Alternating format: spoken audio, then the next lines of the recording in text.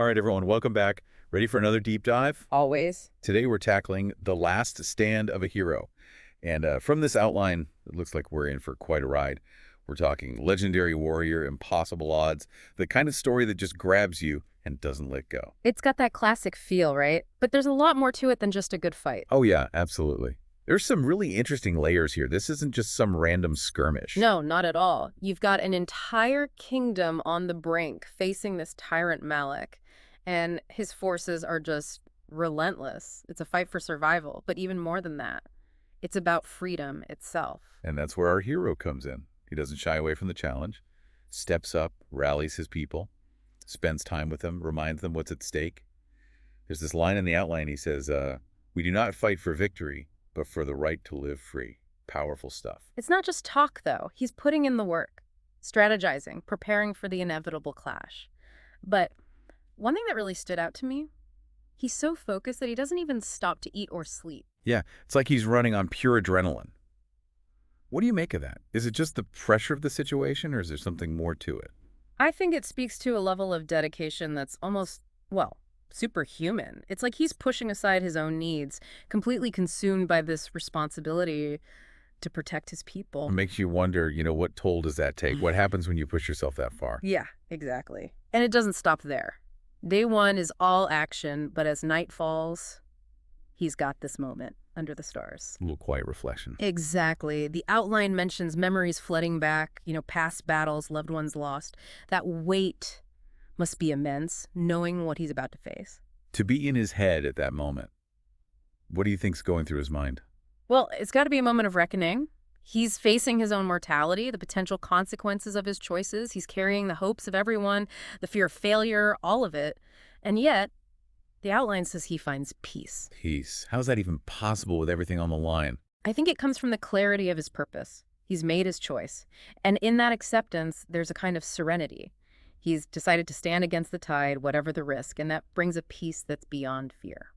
So day 2 arrives, and the enemy attacks.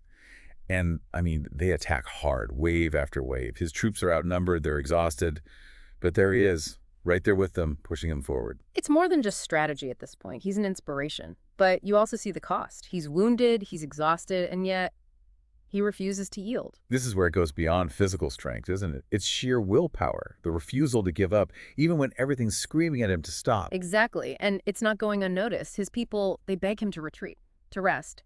But he's got this one line, "This is my purpose. I will not turn from it now." It's not about glory or pride. It's something much bigger. But as day 2 ends, things shift a bit. He gathers his closest comrades, not to plan, but to connect. This is a crucial scene. In the middle of all the chaos, it's quiet, intimate. They share their fears, their hopes, reaffirm their commitment to the cause. Finding strength in that shared bond, knowing that they might not see another sunrise. It's not about ignoring the fear, but facing it together and finding solace in their shared purpose. Day 3 arrives, and it's the final showdown. The enemy's coming in strong. Yeah. But Hero's troops, even though they're wiped out, they've got this, fire in them now. It's palpable, right? They've seen his dedication, his willingness to sacrifice it all. It's contagious. He's become more than just a leader. He's a symbol of their hope. And there's a change in him, too. The outline describes his movements as slower, more deliberate. He's carrying all those wounds, exhaustion. Every strike's got purpose. He's fighting for something much bigger than himself now. He's become an icon.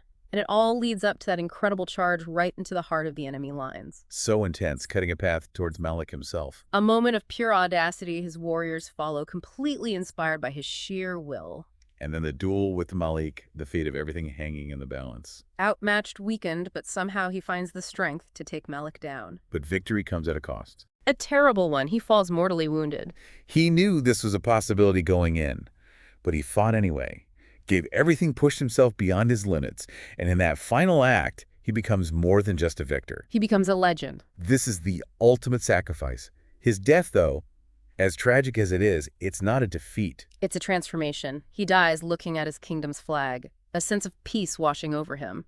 His sacrifice fuels their final victory. His troops see his final act of defiance, and they find a new wave of strength. They push back the enemy, secure their freedom. His legacy becomes intertwined with their victory, a true testament to the power of one person's unwavering belief.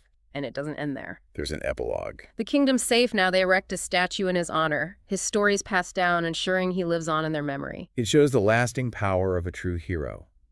His actions inspire. His story becomes a beacon of hope for future generations.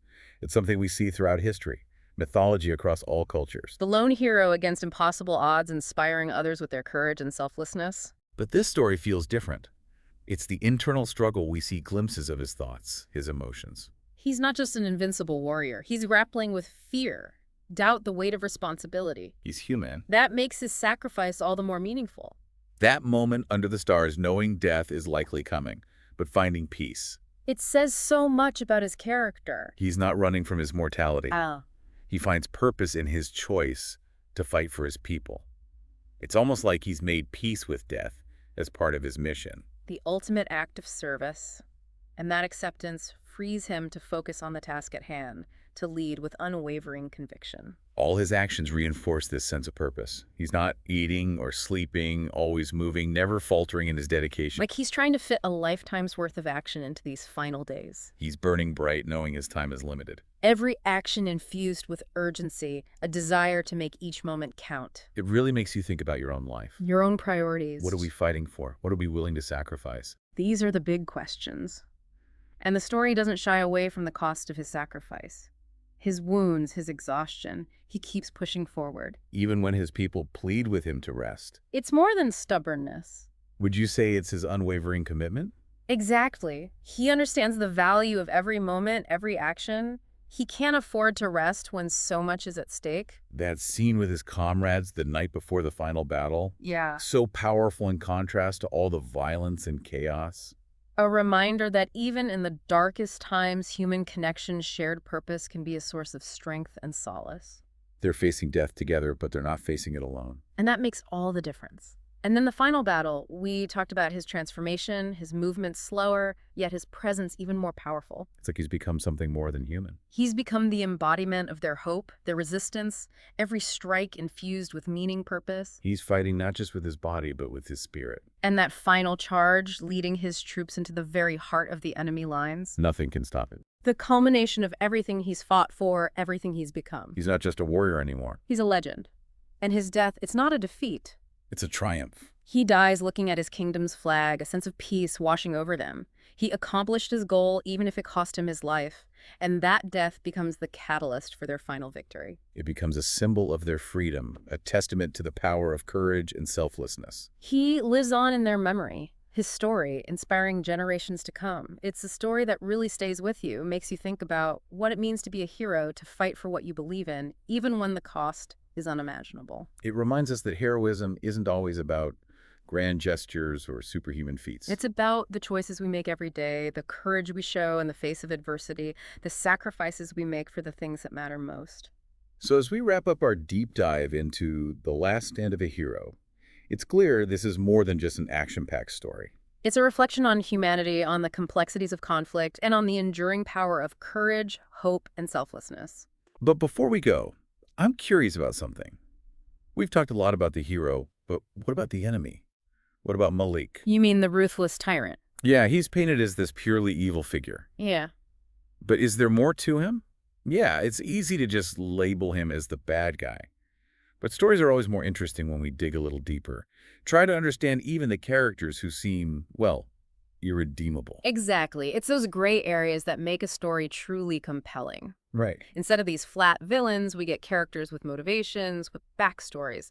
Makes you wonder, what made Malik who he is? We don't get a lot of specifics in the outline, so we have to use our imaginations. What could drive someone to be so ruthless, to conquer and destroy like that? So many possibilities, right? Maybe it's a warped sense of justice. He thinks he's making the world a better place, even if his methods are horrific. Or maybe he's experienced some terrible loss, a trauma that's fueled this need for power, for revenge. Or it could be simpler. Maybe he was raised in a culture where violence was just, the norm. That idea that every villain is the hero of their own story. Maybe Malik believes he's the good guy, a liberator, freeing people from a corrupt system. Right. Or he thinks he's bringing order to chaos, even if that order comes at a brutal cost. It's important to remember, exploring these perspectives doesn't excuse his actions, but it does add complexity.